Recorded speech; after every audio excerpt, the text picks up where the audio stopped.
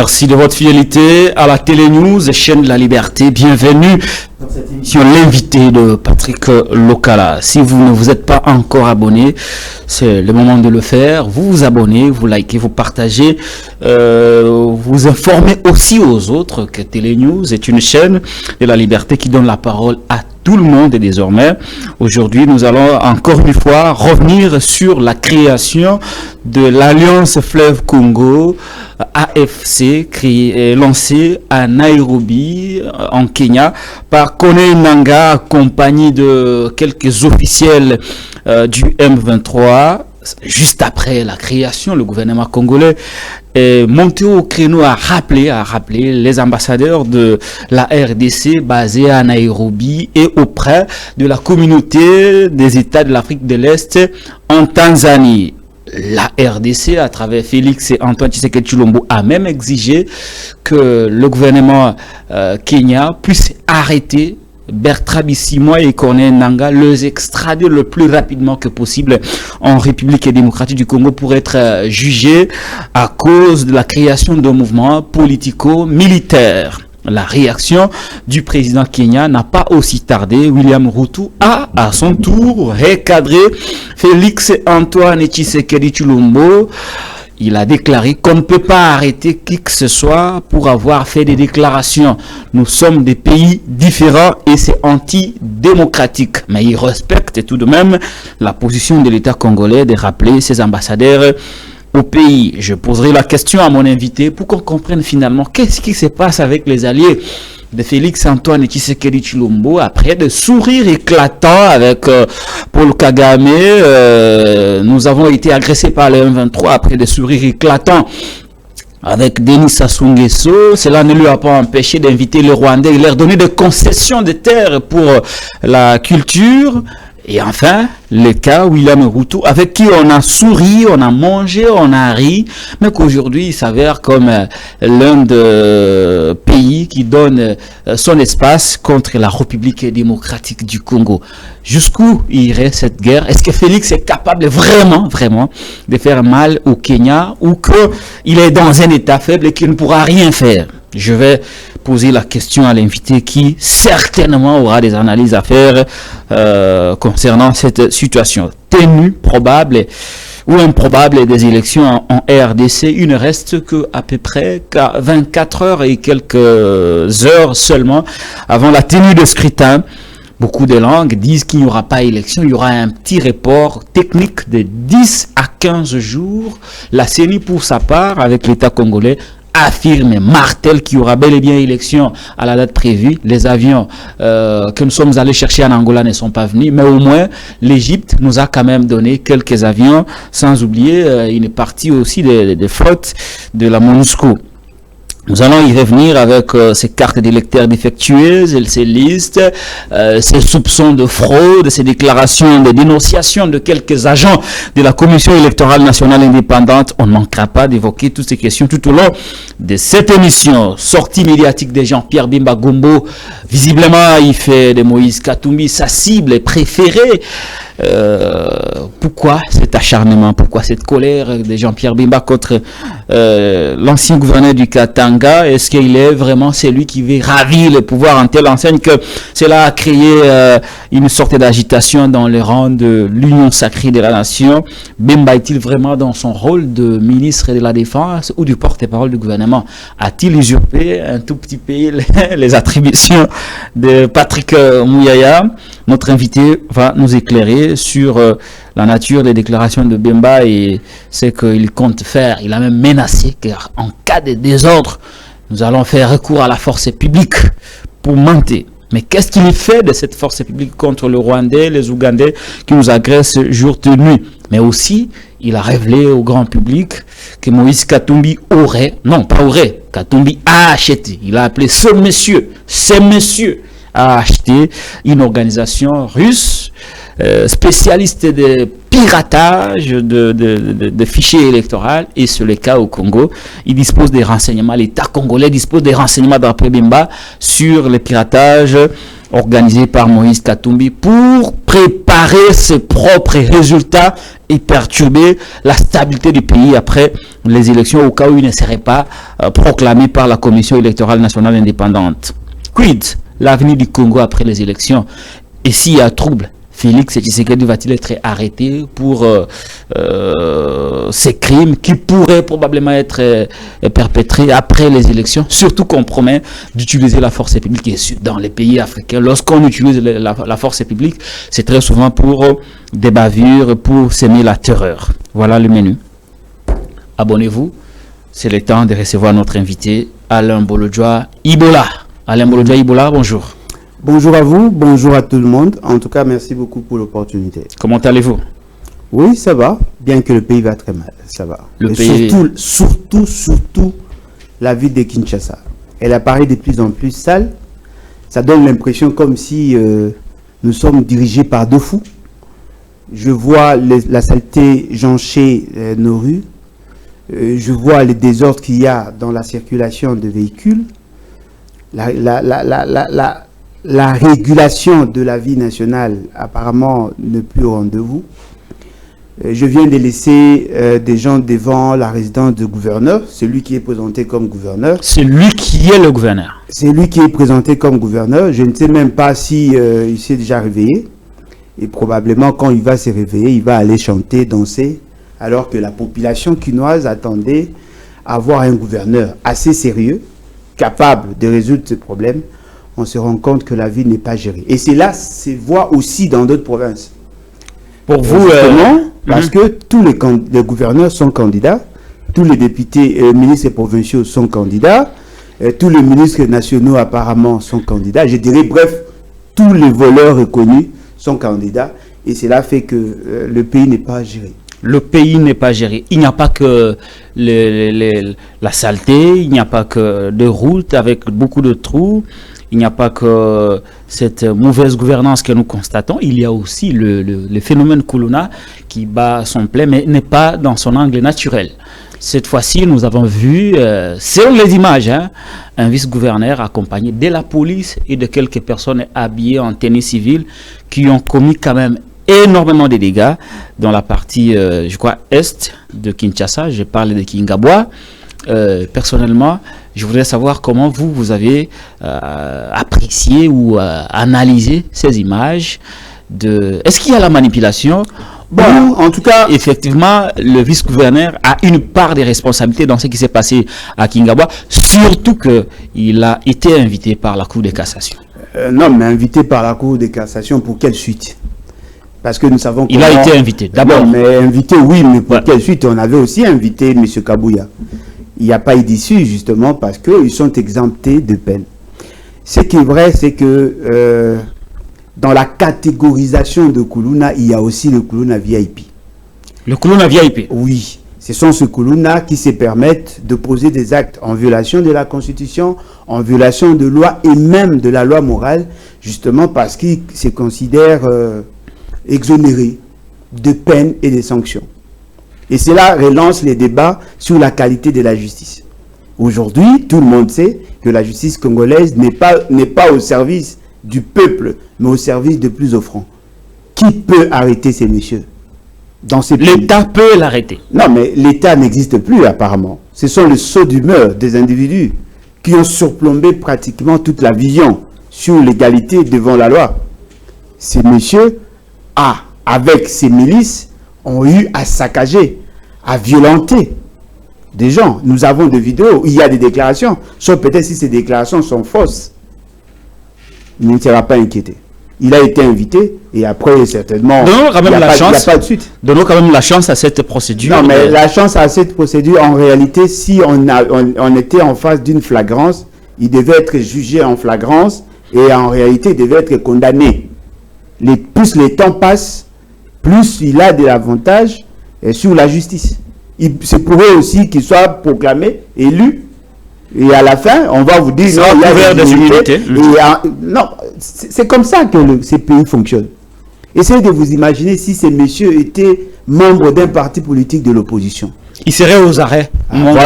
Voilà, ce qui veut dire qu'il y a une nette différence en termes d'approche judiciaire si vous êtes du pouvoir ou si vous êtes de l'opposition, sinon si vous êtes de la société civile.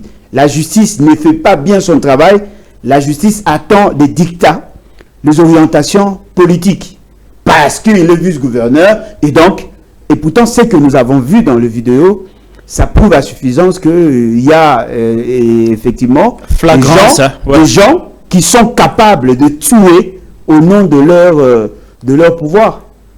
Moi, j'ai vu des gens gravement blessés. Nous avons même appris que parmi ceux qui étaient blessés, il y aurait 2 morts. On n'en parle pas. Voyez-vous, il y a des choses qui ont été saccagées. Ils ont traumatisé la population de ces coins. Alors, le fait seulement qu'il n'y a personne pour s'élever, pour dire qu'effectivement, il faut que la personne soit condamnée, tout le monde s'était.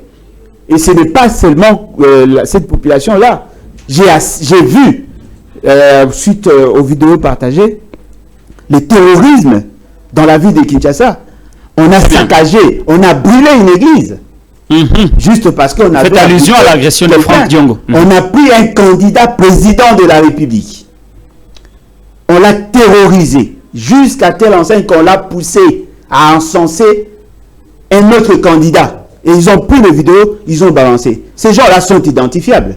L'État n'a jamais condamné ça. Non seulement condamné, ils n'ont même pas fait allusion à ça. Ils n'en parlent même pas. Alors, essayez de vous imaginer. Quelqu'un qui est candidat président, parce que j'ai suivi les raisonnements trompés de nos amis de l'UDPS. Jusque-là, ils ne savent même pas que Franck Diongo est candidat. Ils vous disent le fait d'avoir déclaré son soutien à Moïse Katumbi, il n'est plus candidat. Voilà pourquoi j'ai dit ils ont un problème dans la composition de des éléments. Le désistement est un fait politique qui n'est pas juridique. Ouais. C'est-à-dire qu'il n'a pas retiré sa candidature, il reste candidat, mais demande à sa base de voter pour tel. Il reste candidat parce qu'on n'a pas annulé sa candidature.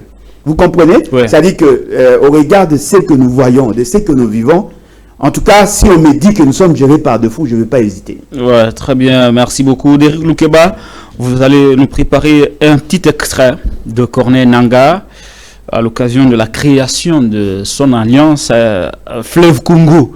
Fleuve Congo qui est un mouvement politico-militaire lancé à Nairobi.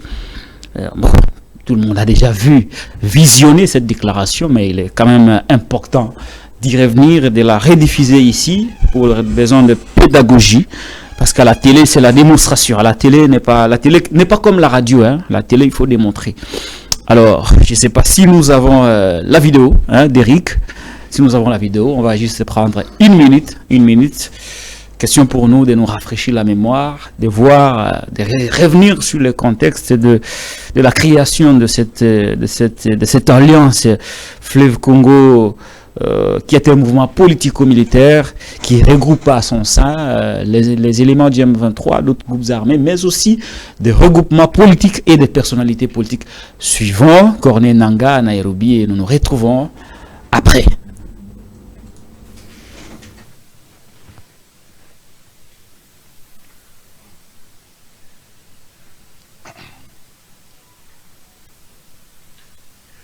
Mesdames et messieurs, mes très chers compatriotes, mesdames et messieurs de la presse, je vous souhaite la bienvenue à l'occasion de cette communication importante.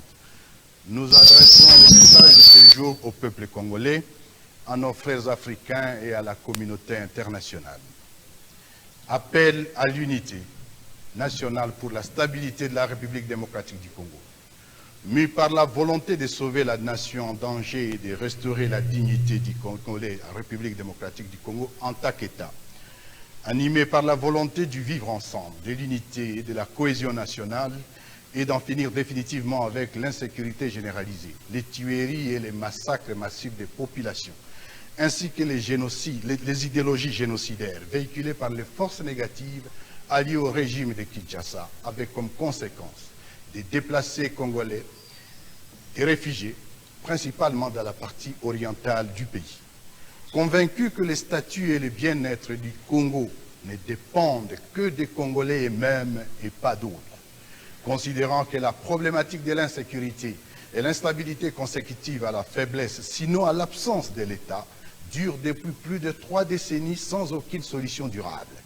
Considérant les déficits de gouvernance des institutions nationales et leur incapacité à restaurer l'autorité de l'État sur l'ensemble du territoire national et rassurer nos populations, entendu qu'il est malheureusement établi que le régime actuel de Kinshasa a instauré plutôt en mode de gouvernance des antivaleurs telles que la corruption, le détournement des deniers publics, la spoliation des biens publics et privés, le tribalisme, la discrimination, les mensonges, la chasse à l'homme, l'instrumentalisation des institutions et de la justice et des services d'État, la manipulation tribalisée de la justice, les arrestations arbitraires, les assassinats, les crimes économiques, la glottophobie et l'exclusion ainsi que la division et l'appauvrissement de la population.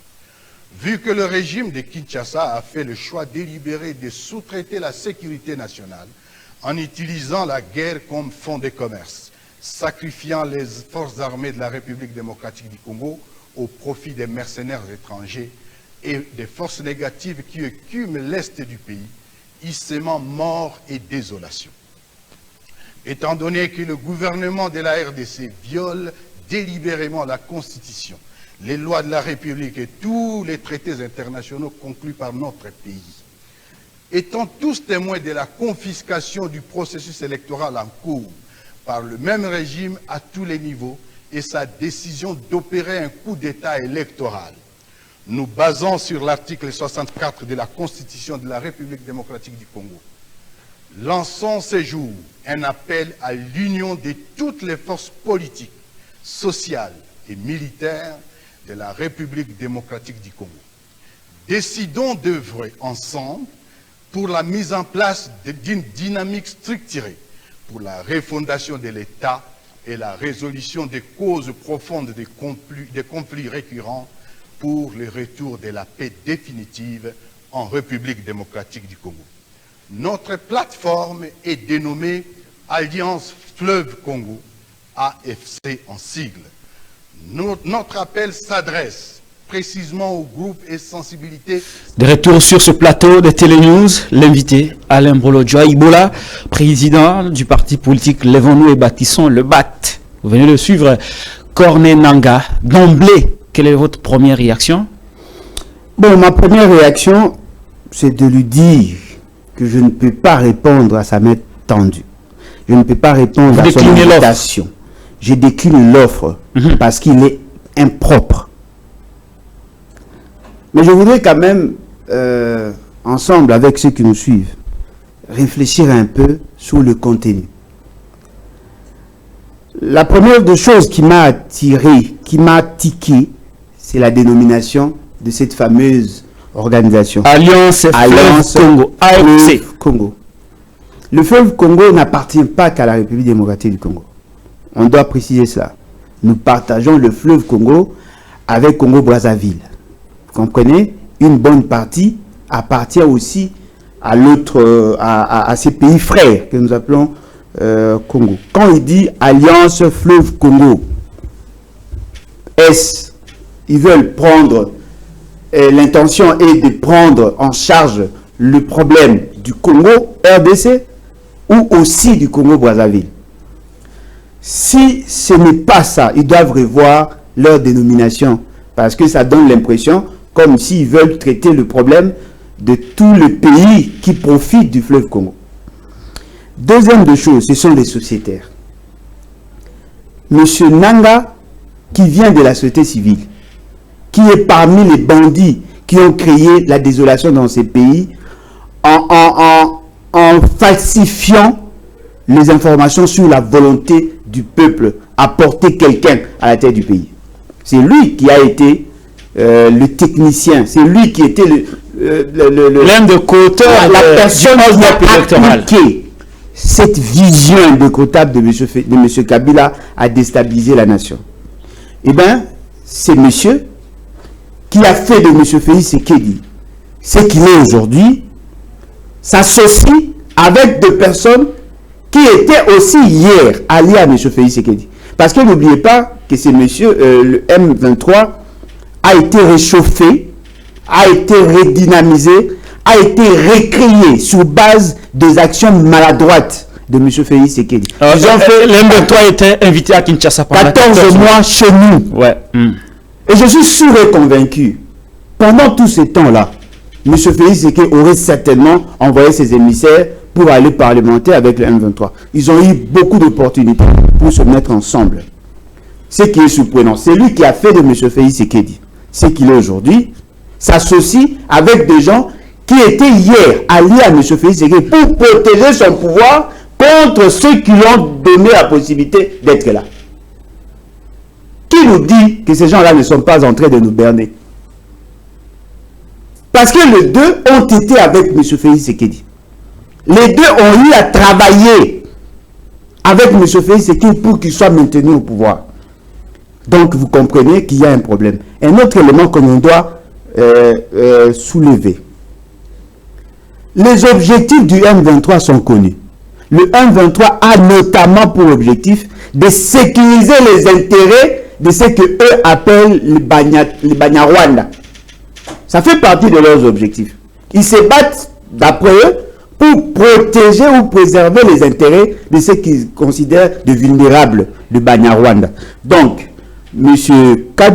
Nanga rejoint leur vision et il en parle. Peut-être de manière implicite, mais il en parle. Ils vont travailler en synergie pour résoudre ces problèmes-là. Quel est leur plan opérationnel? Comment vont-ils procéder? Certainement qu'ils vont utiliser les armes. Parce qu'ils veulent venir, ils veulent renverser le pouvoir. Et justement, pour que eux, renverser ceux qui sont au pouvoir, pour qu'ils soient remplacés par eux, ils vont utiliser les armes. Pendant qu'ils vont utiliser leurs armes, probablement, ils vont tirer. En tirant, il y aura des morts. Ces morts-là sont probablement de Congolais. Entre deux militaires, quand ils s'affrontent, généralement, ça ne fait pas beaucoup d'intérêt parce qu'on considère qu'ils sont en train de s'affronter. Mais il y aura certainement des dégâts collatéraux. Et je pense qu'ils vont utiliser les armes contre les Congolais qui vont s'ériger contre leur vision.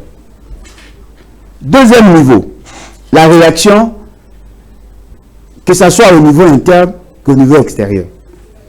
C'est que je constate, là où il fait sa déclaration, il y a 3 drapeaux. 2 de la République démocratique du Congo, et ce qu'il y a au milieu, apparemment, ça peut être le drapeau celui du Kenya. Ouais. Ça donne un caractère solennel.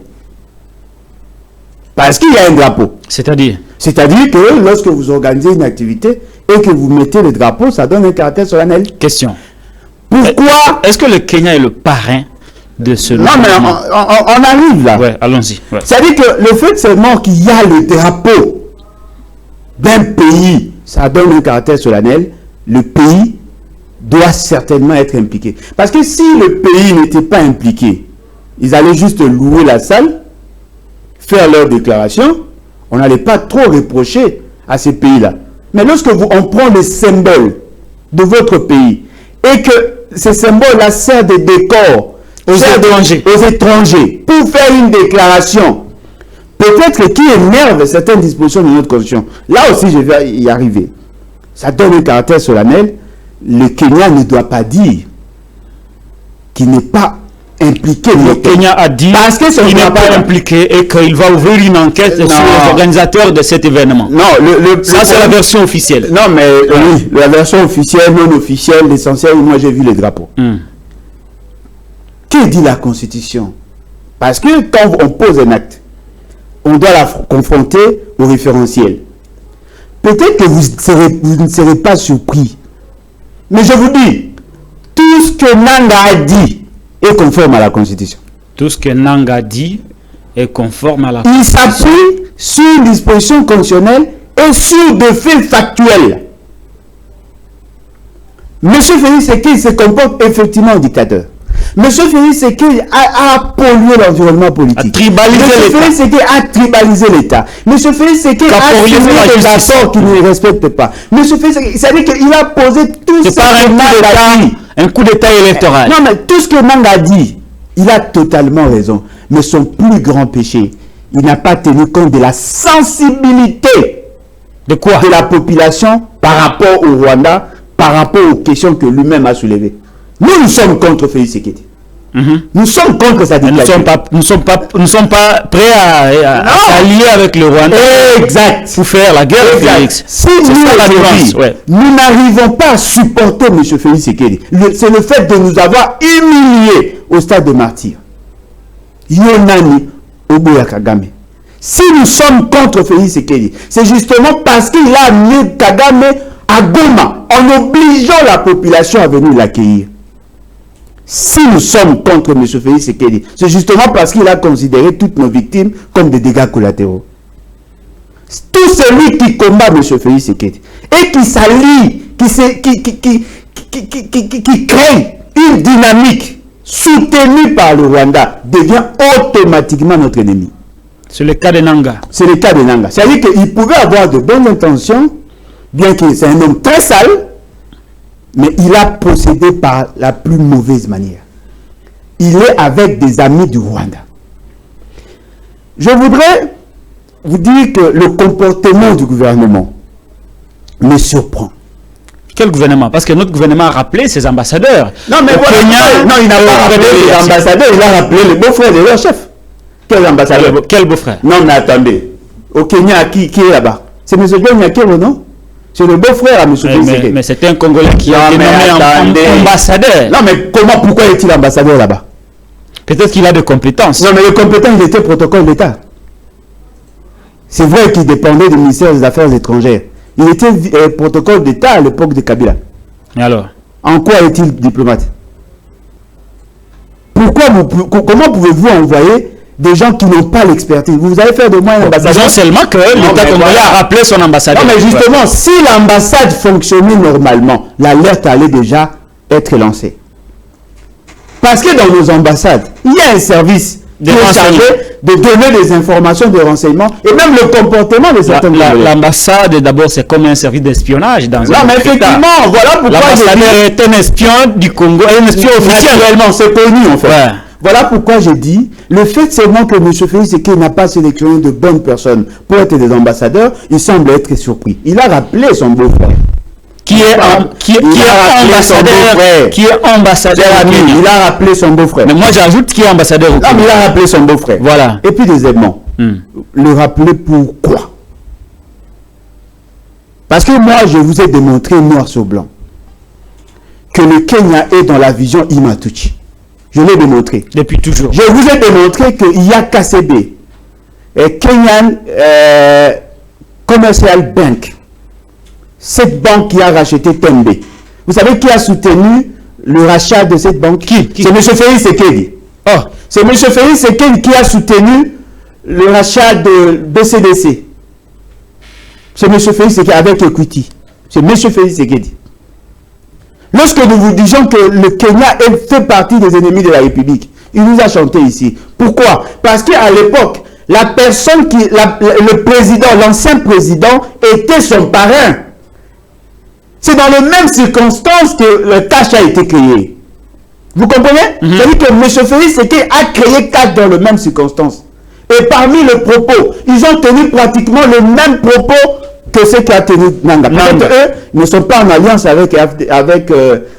ils n'étaient pas en alliance avec, comment on appelle, le M23. Officiellement, ils n'étaient pas en alliance. Ils ne sont pas dans le processus. Mais au moins, ils s'organisaient pour faire échec à un pouvoir qui était installé à Kinshasa. Nul ne peut se prévaloir de ses propres turpitudes. Donc pour vous, ces rappels ne représentent rien. C'est une pure comédie. Non, mais je constate que M. Félix Tshisekedi jusque-là n'a rien compris. Et dans leurs propos, vous auriez voulu que l'État congolais fasse quoi? Il ne pouvait même pas être président. Vous voulez que non, mais l'État congolais, il ne pouvait même pas être dans président. Dans ces cas d'espèce. Non, mais voilà pourquoi je vous dis, il ne pouvait même pas être président. Oui, parce que vous voulez que...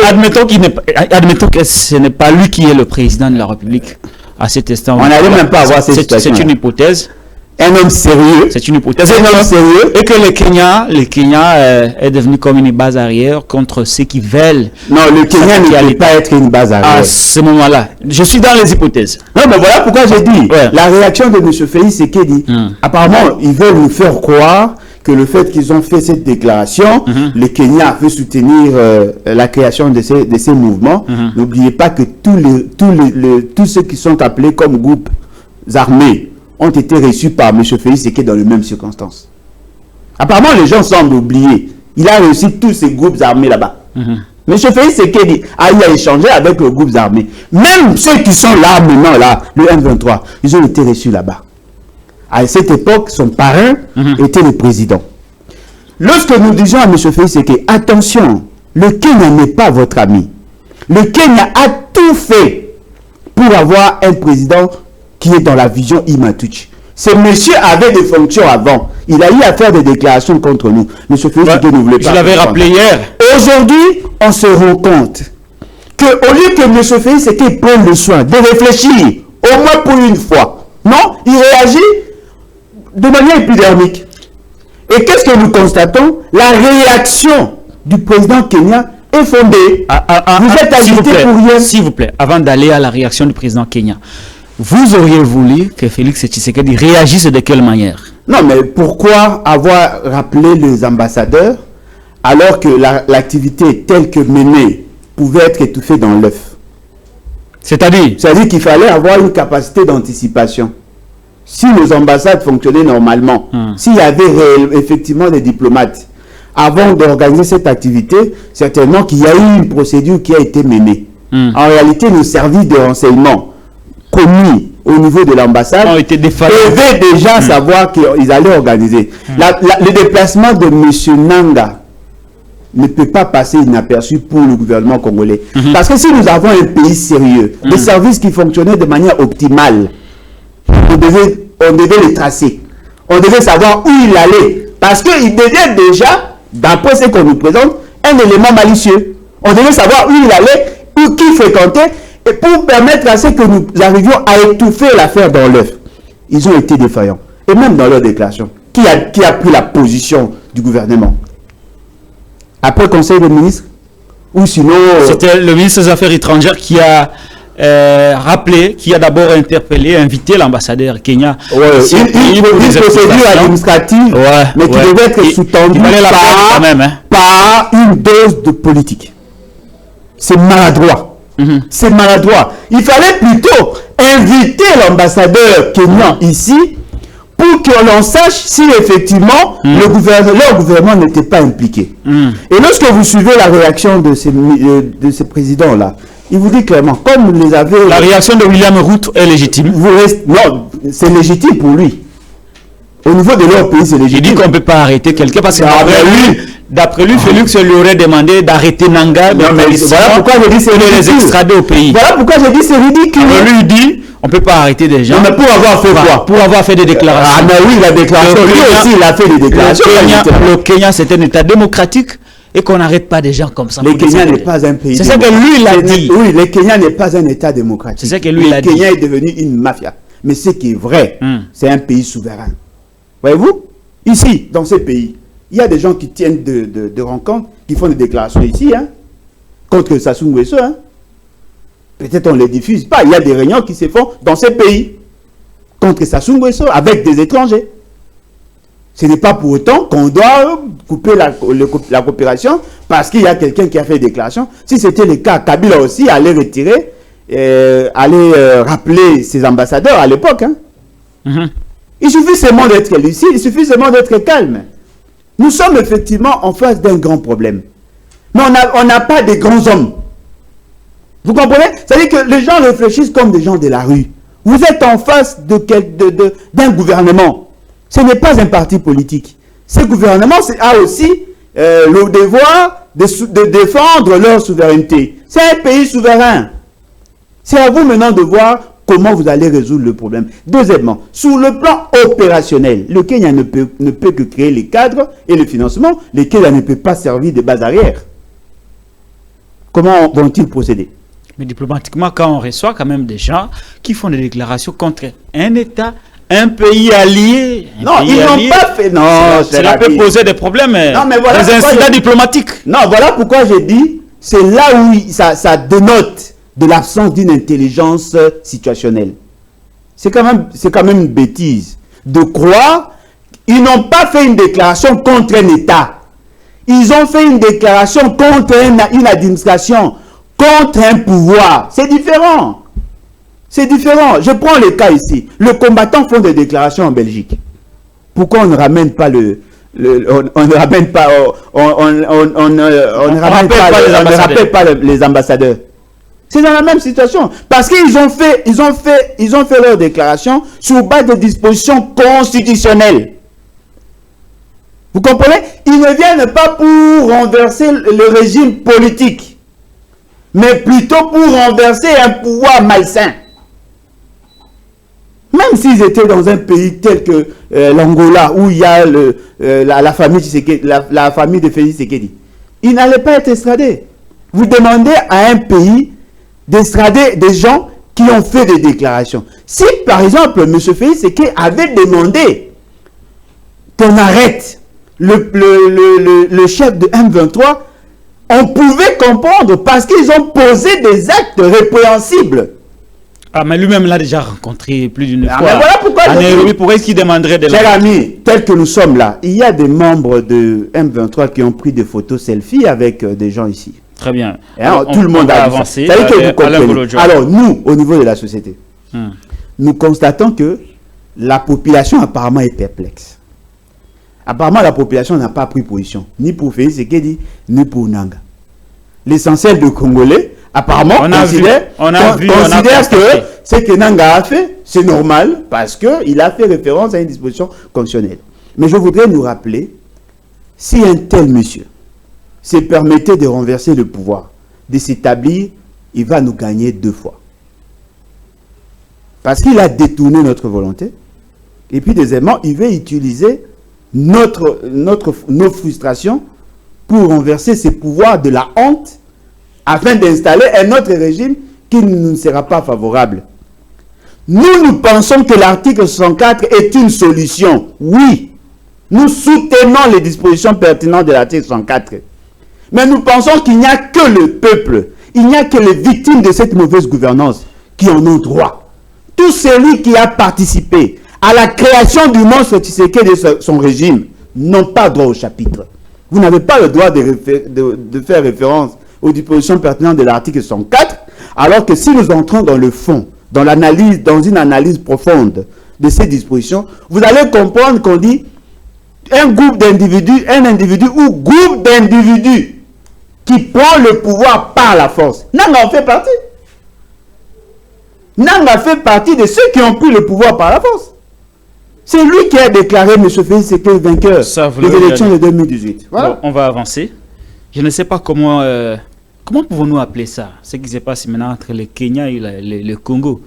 Une tension. Une crise des ménages. Une crise des ménages. Hein? Oui, oui. Ils ont tatana, maman bazo swana. Exact. Une crise des ménages. Ok, très bien. Et c'est ridicule. Très bien. Merci beaucoup Alain Bolodja Ibola, président du parti politique Lèvons-nous et Bâtissons. Deuxième sujet, tenue des élections.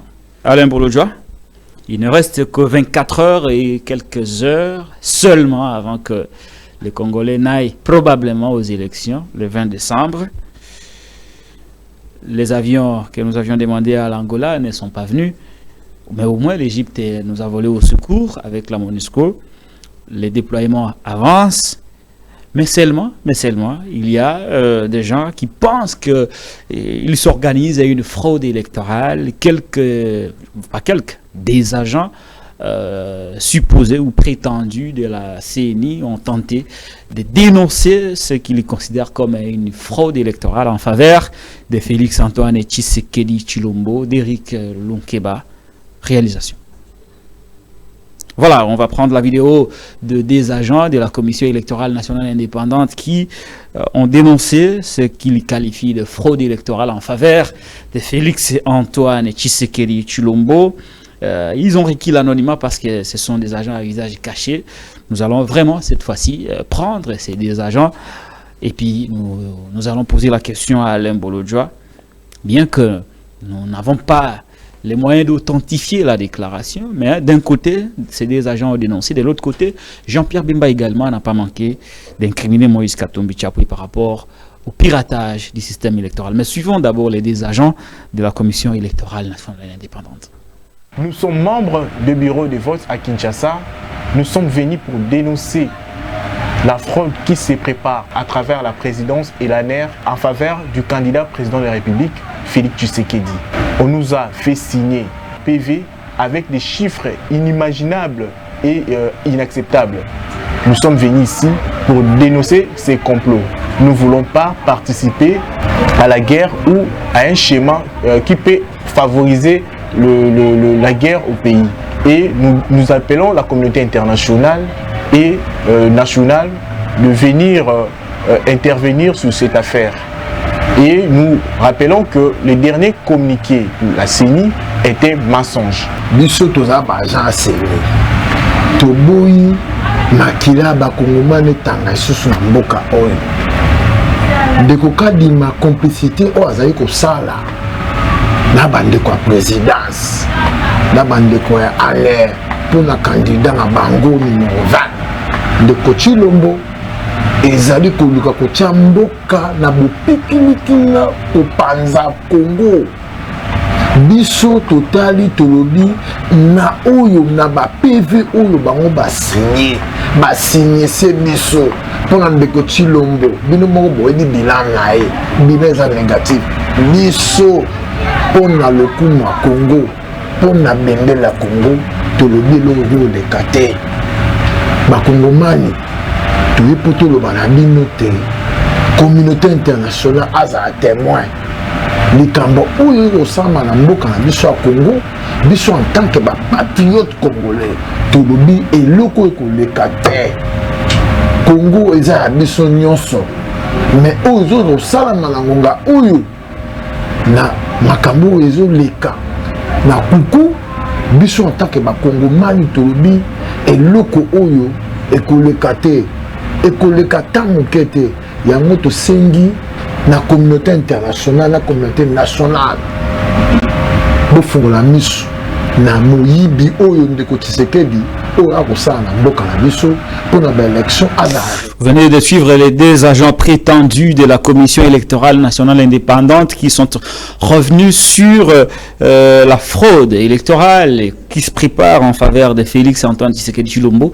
Je dois être honnête, je ne sais pas authentifier cette déclaration, mais je vous laisse le soin de l'apprécier. Mais tout ce que nous avons à dire, c'est que Alain Bolodjoa, la CENI affirme toujours qu'il y aura élection le mercredi 20 décembre 2023, une journée chômée payée. Vous y croyez aussi, vous n'êtes pas partant. Vous y croyez aussi, malgré tout ce que nous avons décrié, les cartes d'électeurs, les listes, les déploiements, les manques d'avions. Vous pensez vraiment que la CENI est sincère et que ce n'est pas un jeu auquel on nous livre pour qu'à la fin on vienne nous dire qu'il n'y aura pas élection, mais on peut reporter de 10 à 15 jours. Le ciel ne va pas tomber pour autant sur les têtes des Congolais. Bon, moi je crois, en tout cas personnellement, je crois que c'est possible d'organiser les élections le 20 décembre. Mais avec M. Félix, c'est qu'on n'aura jamais de bonnes élections. Jamais. Ça, c'est ce que j'ai toujours... Ça, c'est la garantie que vous avez. Non, mais si lui, il est là, c'est possible d'avoir des élections. Félix Tshisekedi est là, non, on ne peut pas rêver un jour d'avoir de bonnes élections. En tout cas, non. Pourquoi? Il ne sera même pas en mesure d'organiser de mauvaises élections comme Nanga. Pourquoi? Non, mais justement parce qu'il y a une volonté manifeste à ne pas organiser des élections du tout. Pourquoi M. Félix Tshisekedi organise des élections? Justement parce que pour répondre, et il y a une pression, et justement pour répondre à cette pression-là... Laquelle? La pression voulant avoir des élections dans un délai raisonnable. Voyez-vous? C'est-à-dire que le fait seulement que les gens attendent les élections, faisons-les quand même. Félix Tshisekedi est buté à deux problèmes. Le plus grand problème de M. Félix Tshisekedi, c'est le temps. Le deuxième problème, c'est la qualité du processus. Il a joué sur le temps, il a retardé certaines opérations de la CENI en refusant de faire sortir l'argent. Le fait seulement qu'il s'attendait à avoir un glissement. Et qu'aujourd'hui, ce n'est plus possible parce que l'essentiel de la classe politique a refusé son offre. Qu'est-ce qu'il fait? Il veut à tout prix organiser des élections. Mais les plus mauvaises élections. Vous serez surpris de voir que les kits n'arriveront pas dans certains coins. On va choisir des zones favorables à Félix Tshisekedi ou sinon des grands centres. Il y aura des gens qui seront mis hors circuit pour ne pas participer au processus électoral et en peu vont vous dire l'essentiel, il y a eu des élections. Si ce sont ces élections-là que vous attendez, je suis désolé. Hein. Nous souhaitons plutôt avoir de bonnes élections. Quand on dit bonnes élections, cela ne veut pas dire des élections parfaites. Mais au moins la marge d'erreur où l'imperfection ne dépasse pas 10%. Le seuil est quand même tolérable. Que le seuil soit tolérable. Mais au regard de ce qu'il y aura des élections le plus chaotiques. Tenez. J'ai tenu. Monsieur Félix Tshisekedi, tout en sachant que le processus électoral est séquencé, il y avait des choses qu'on devait faire avant. L'achat des équipements, le fait seulement que la loi électorale a prévu ces votes semi-électroniques. Il fallait déjà envisager avoir des machines, avoir des logiciels, prendre le soin de former, de recruter, former les agents de la CENI qui devaient travailler dans le bureau. Pourquoi avoir retardé ces opérations? Aujourd'hui, on nous dit qu'ils sont en train de déployer les équipements. Tout ce qu'on voit en termes de kits, les isoloirs, l'encre, le papier, les bulletins, tout ce qu'il y a comme consommable des bureaux, c'est maintenant là qu'ils vont envoyer le groupe électoral et ainsi de suite. En 24 heures. Ce n'est pas en 24 heures. Ils ont commencé hier, d'après ce qu'ils disent. Ouais. Ils ont envoyé des avions. Ces avions-là vont arriver au niveau de nos aéroports. Quitter l'aéroport jusqu'au site de vote, jusqu'au bureau de vote. Au regard de l'étendue, on va utiliser combien d'aéroports, s'il vous plaît? Je prends le cas de Mbandaka. Vous arrivez à Mbandaka aujourd'hui. Il faut prendre des véhicules pour arriver jusqu'à Ingende. Vous arrivez à Ingende. Il faut commencer à dispatcher pour aller dans des coins où le véhicule ne peut pas passer. Il faut louer des motos. Vous arrivez là où les motos ne peuvent pas passer, il faut faire le pied. Pensez-vous vraiment que ça va arriver aujourd'hui? Peut-être ça peut prendre 2 jours, 3 jours.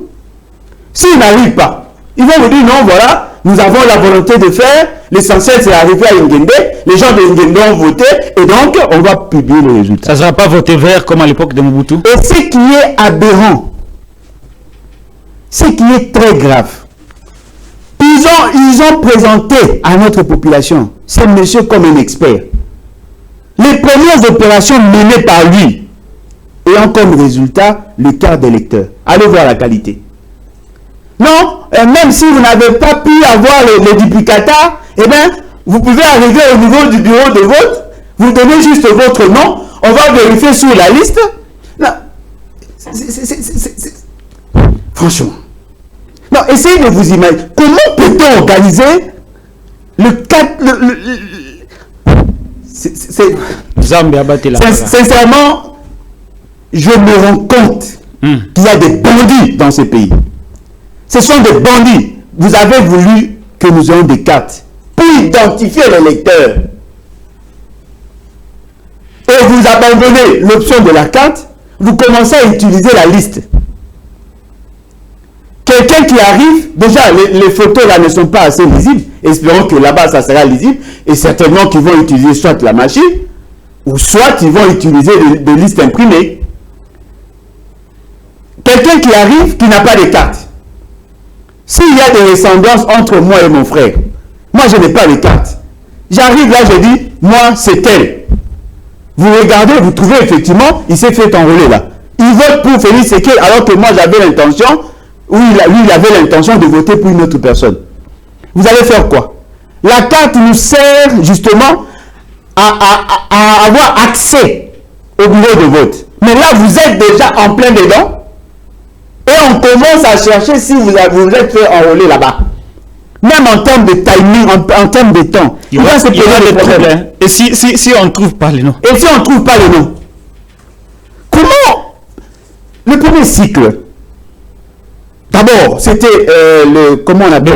Non, le référendum. On avait des cartes acceptables, prenables. Oui. Deuxième cycle. Même chose. Avec les premières élections de 2006.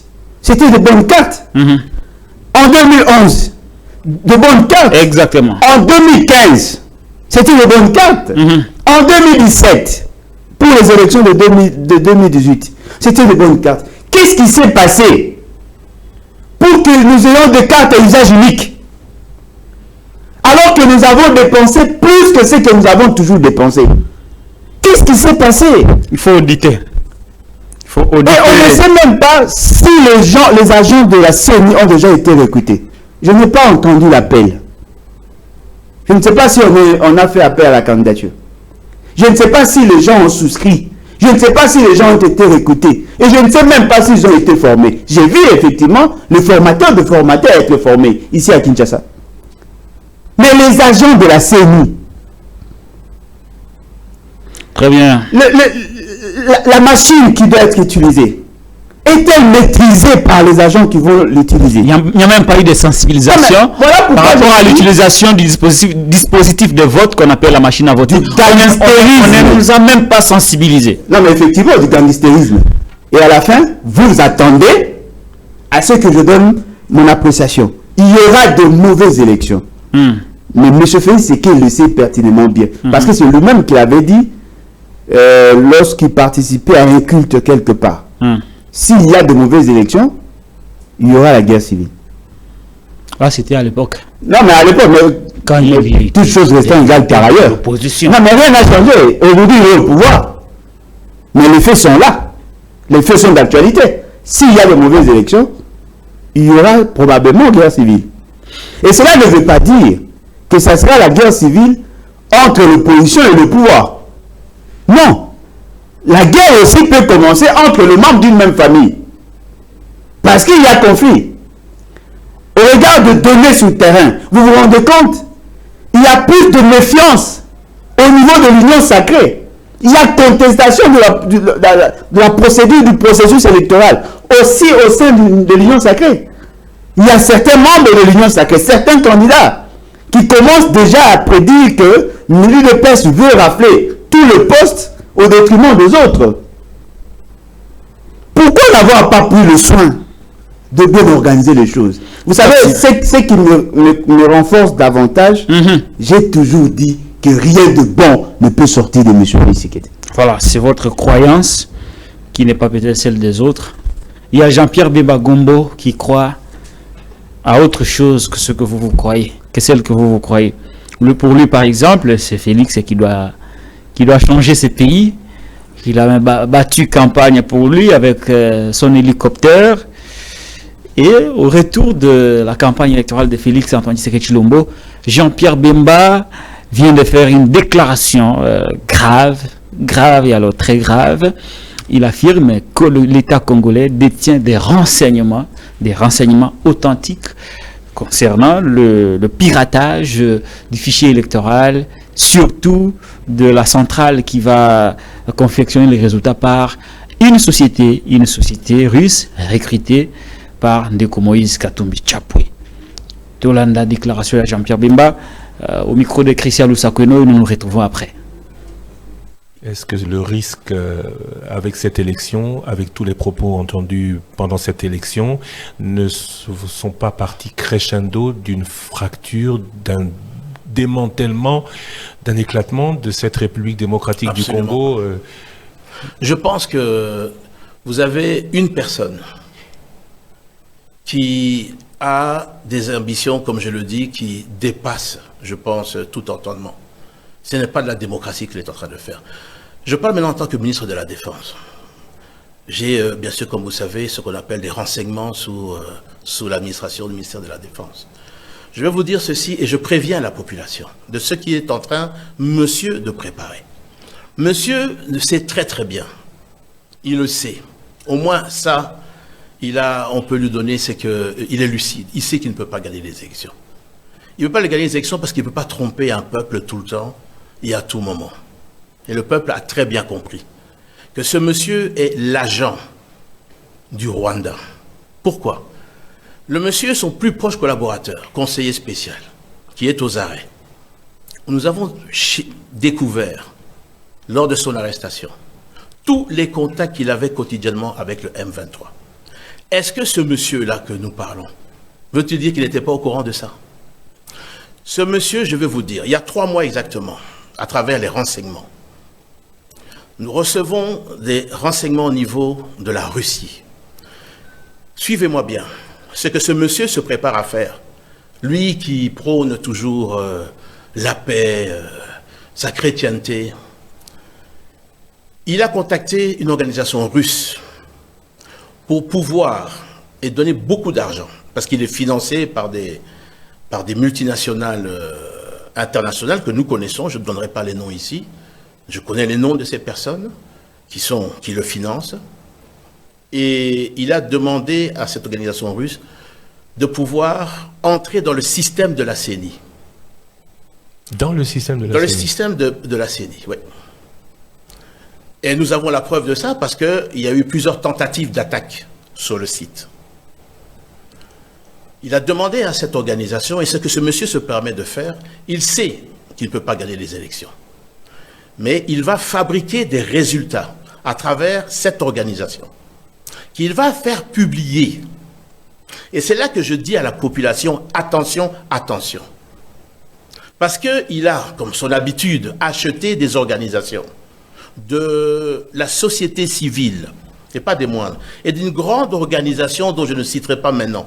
Mais le jour où cette grande organisation, qui peut-être va se reconnaître dans mes mots, va recevoir ce listing préparé par une organisation russe, peut-être qu'ils ne le savent pas d'ailleurs, mais qu'il leur soit remis par le fameux monsieur là, qui va prétendre à la grande organisation ici, qui est implantée dans tout le pays, lui dire que ce listing vient de la CENI.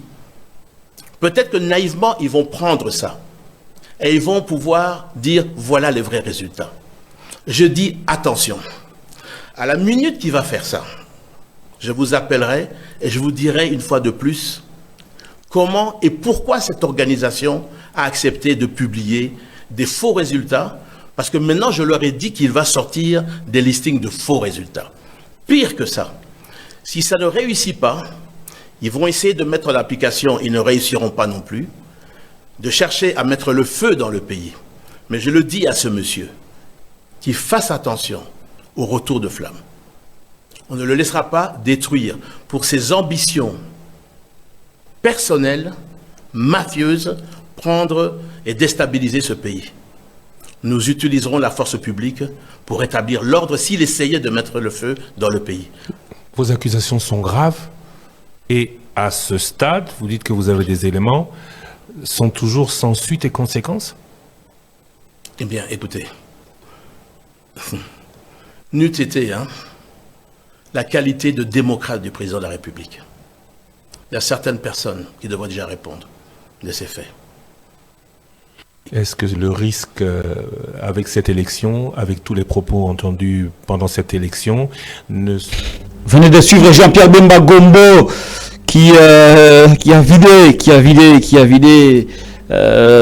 toute sa mémoire pour vomir les accusations graves contre Moïse Katumbi qui n'a pas nommé jusque-là, mais qui parle de ce monsieur.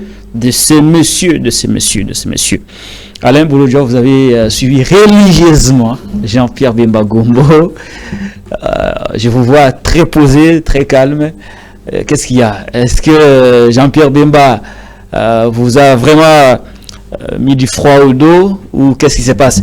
Est-ce que ce qu'il dit est fondé et qu'il y a lieu de craindre que la CENI ne soit piratée par une organisation pour fabriquer des résultats afin de proclamer un candidat qui ne sera pas élu? Bon, en tout cas, ce qui est vrai, nous qui n'avons pas pris position dans ces processus électoraux, chaque fois que quelqu'un prend la parole en public et nous fournit des informations, ils apportent de l'eau à notre moulin. Voyez-vous? Personnellement, moi, je ne peux pas contester la véracité de ce qu'il dit parce que je ne suis pas dans le secret des dieux. Ouais.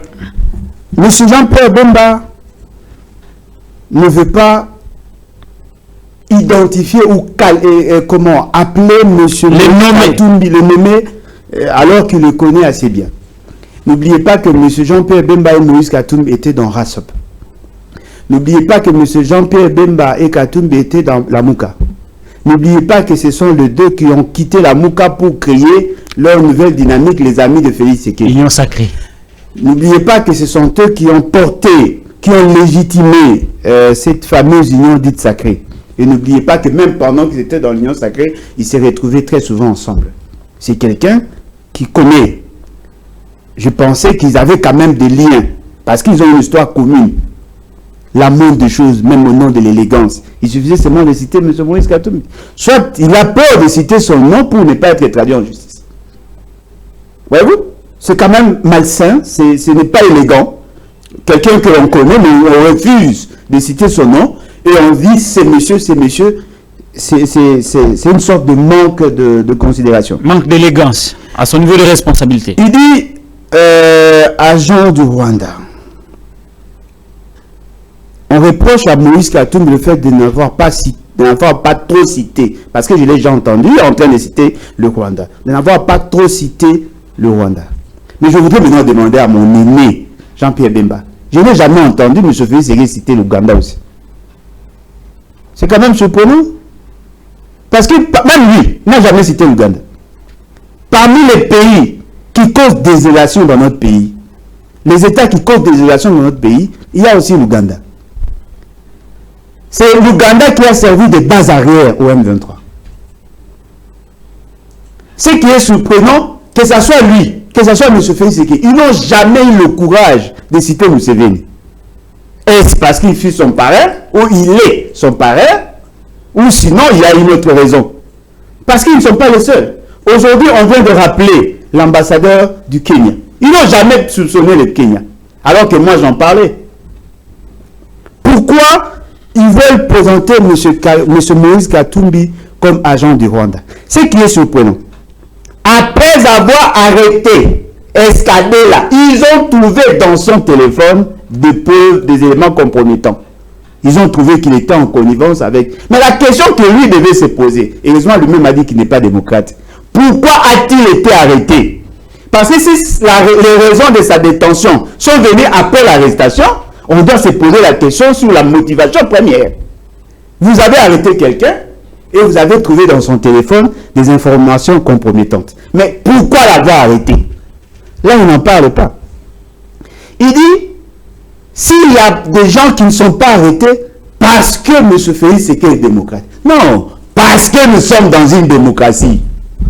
C'est là où vous constatez que M. Jean-Pierre Bemba n'a plus la capacité de structurer même sa propre pensée. Pourquoi?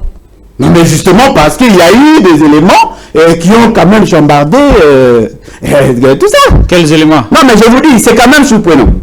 Il dit, il y a une organisation russe qui a été contactée pour pirater les serveurs ou les systèmes de la CENI.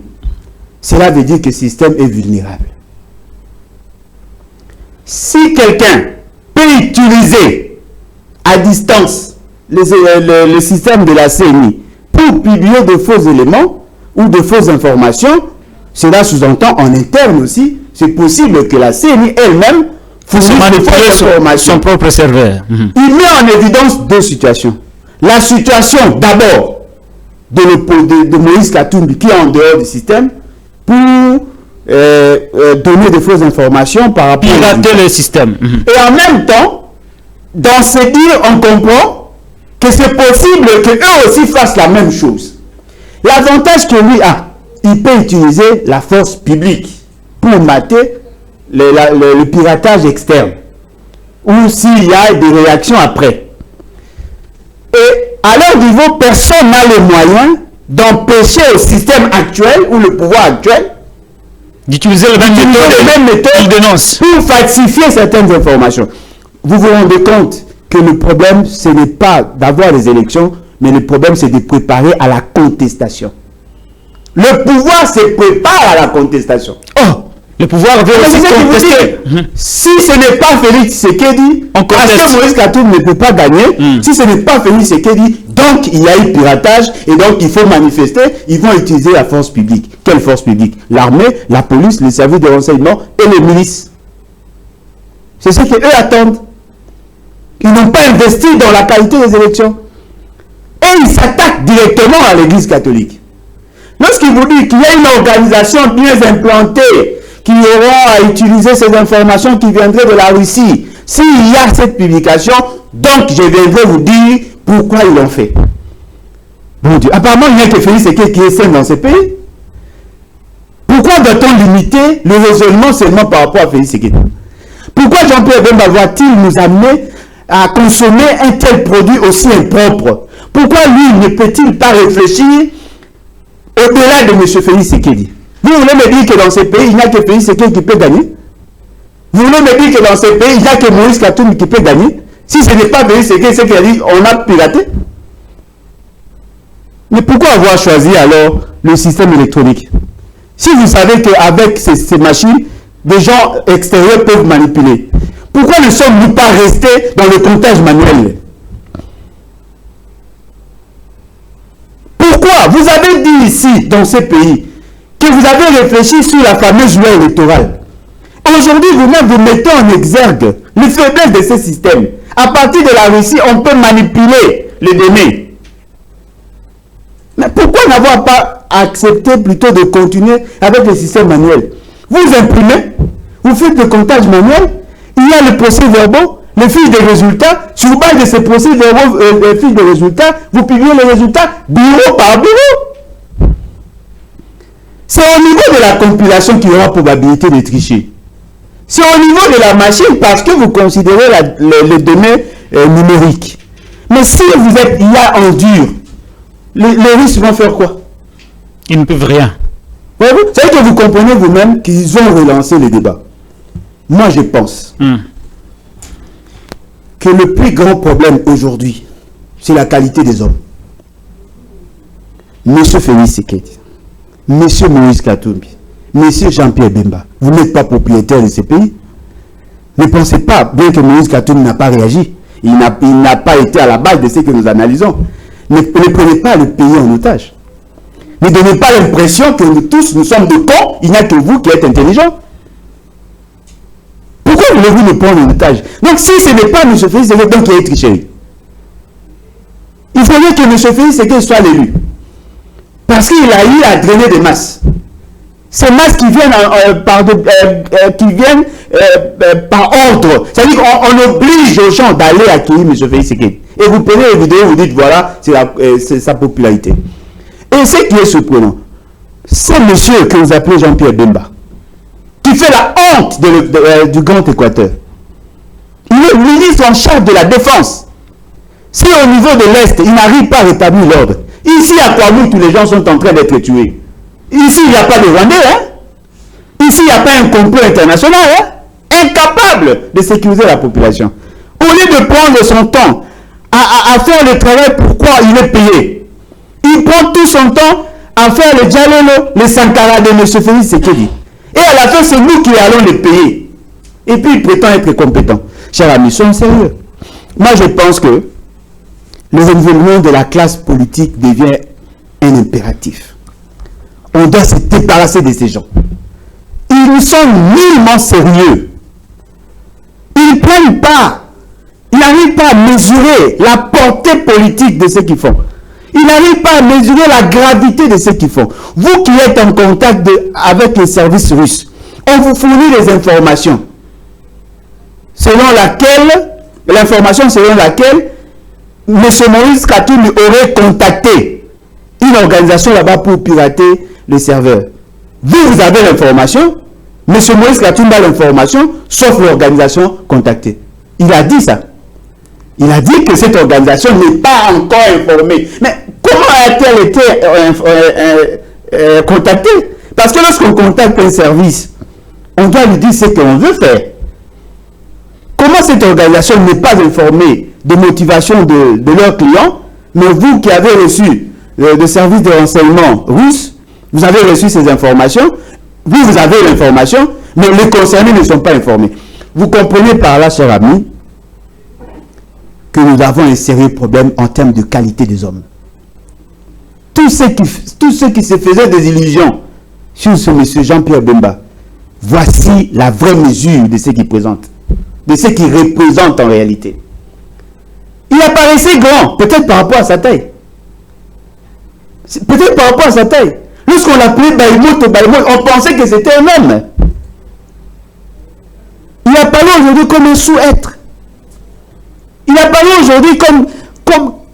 Oh là là. Il y a effectivement un problème. Nous pouvons conclure en disant que personne n'a la certitude sur la qualité de ces élections. Tout ça, ça a été fait à dessein. Les gens n'ont pas pris le soin d'entrer en profondeur. Les gens n'ont pas pris le soin d'analyser. Le jour où on va proclamer M. Félix Tshisekedi, j'ai suivi Moïse Katumbi, il va contester les résultats parce qu'il faisait les plans. Le jour où on va proclamer M. Moïse Katumbi, M. Jean-Pierre Bemba viendra avec l'armée, la police, il va utiliser, parce qu'il vit de la défense, hein, s'il parle de force publique et tout ça, il fait allusion à l'armée, hein, parce que l'armée peut aussi intervenir si la police est débordée. Il viendra comme il avait fait en 2005. Peut-être les gens ne le savent pas, moi j'ai été arrêté. J'étais à l'époque dans l'opposition, lorsqu'on avait dit le 30 juin tout s'arrête. On était ensemble avec les autres dans le cadre d'une alliance circonstancielle. J'ai été arrêté, j'ai été tabassé. Juste parce qu'on avait dit le 30 juin tout s'arrête. Ce qu'il veut faire aujourd'hui avec Félix Tshisekedi, il l'a fait avec Kabila. Contre le père de Félix Tshisekedi. Vous comprenez? C'est-à-dire qu'il y a des opportunistes. Des gens qui ne voient que leurs intérêts. Il dit non, je suis né d'une famille riche. Oui, vous êtes né d'une famille riche. Apparemment, vous n'êtes pas les seuls. Mais l'immoralité n'est pas liée à la qualité de vie de la famille. Qu'est-ce que vous voulez nous imposer dans ces pays? Vous voulez nous dire que M. Félix Tshisekedi c'est un produit consommable? Très bien. Donc, vous comprenez par là qu'il y a effectivement un problème. Nous profitons de tout ce qui s'est dit. Nous collectons les informations. Nous les traitons. Et nous vous attaquons avec vos propres informations. Avant-dernière question. On nous apprend ici par Jean-Pierre Bemba qu'il n'y aura pas de bonnes élections. Très bien. Prenez note. Avant-dernière question à Alain Bolodjoa. S'il y a trouble, Jean-Pierre Bemba promet de faire recours à la force publique. Et généralement, lorsqu'on fait recours à la force publique, surtout après les élections, il y a toujours des bavures. On compte plusieurs morts.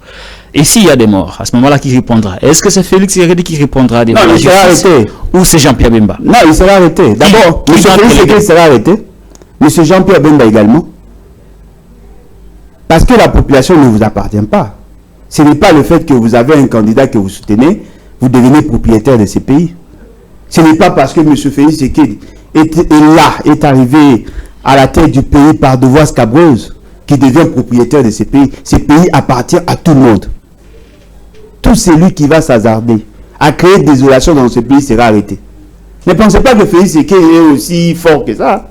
Très bien. Non, il y a ma matière des athées. Ne pensez pas que tel que nous sommes là, on va vous laisser faire ce que vous voulez. M. Bemba sera arrêté s'il y a trouble. Tout celui qui sera à la base de ce trouble-là sera arrêté. Si la réaction de l'État est disproportionnée en bon, par le peuple souverain. Depuis quand si nous ne pouvons pas utiliser la justice constitutionnelle, la justice étatique, on va utiliser la justice populaire. Vous voulez me dire que vous n'avez jamais vu un président être arrêté par les civils, par la population? Eh bien, on va voir. Alors, on va le faire parce que vous avez créé les décors pour nous amener à une guerre civile. Lorsque vous faites l'analyse de tous les faits qui se sont déjà produits jusque-là, vous allez vous rendre compte qu'ils sont en avance en termes de préparer les milices et ainsi de suite. Je vous cite les cas. Franck Diongo, c'est la milice Tshisekedi qui a agi. Vous prenez ce qui s'est passé avec Gekoko. Avec Gekoko. Ce sont des milices. Vous prenez les attaques de membres de l'ECD. Ce sont des milices. Tout ce que nous voyons là, ce sont des milices. Même au niveau de Mwanda, nous avons des vidéos où on vous dit non, ce sont des genres de groupes tels. Ce sont des milices. On sait pertinemment bien, ils se sont organisés pour avoir le pouvoir par la force.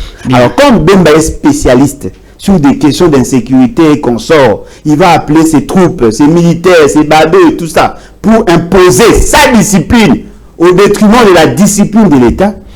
Il doit comprendre qu'il y a des gens qui sont prêts à se sacrifier pour imposer la discipline de l'État dans ces pays. Vous le voyez retourner à la CPI? Non, il peut même être arrêté ici. Pourquoi lui donner autant de privilèges? Il peut aussi être arrêté ici. Il y a des prisons. Hein? Il y a des prisons. Il peut être il peut rester pendant un moment. Bon, pas 10 ans, parce qu'il en a fait déjà trop. Hein. Merci beaucoup. On va finir par cette question, Alain Bolodjoa. Tension pendant la campagne électorale, tension à la veille des élections, tension, des éventuelles tensions après la tenue de scrutin s'il y en aura.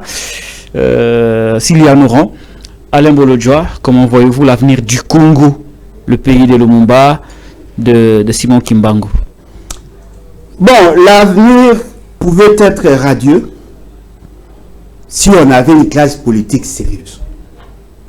Parce qu'au regard de ce que nous venons de dire, le tableau sombre que nous venons de peindre, et même Bemba vient de renchérir, je crains qu'effectivement qu'il y ait une guerre civile. Parce que les gens utilisent plusieurs fibres à la fois. La tribu, le fanatisme, le goût du pouvoir. Effectivement. Et cela plante effectivement le décor du chaos. Mais il y a une clé qui peut nous permettre à déjouer cela. C'est la révolution populaire, avec l'article 64. Supposons que M. Félix Tshisekedi et sa bande s'organisaient à ne pas organiser les élections le 20 décembre. Sa magie tombe.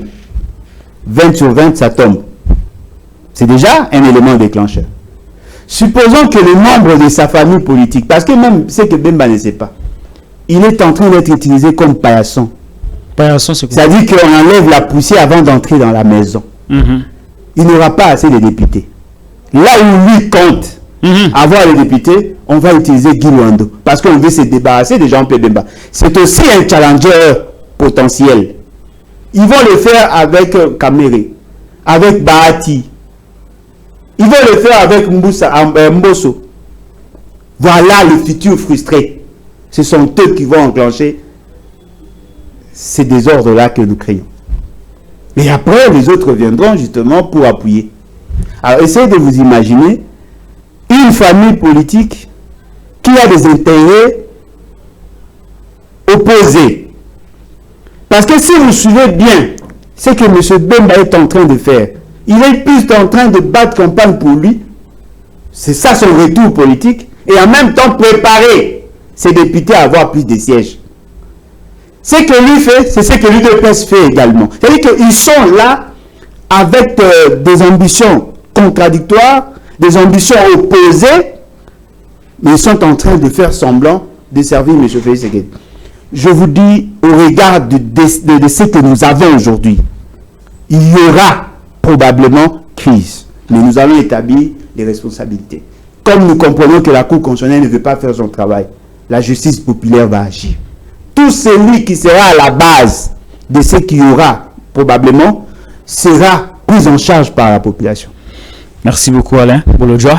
Voilà, je recevais pour vous Alain Bolodjoa Ibola, président du parti politique L'évolu et Bâtissons.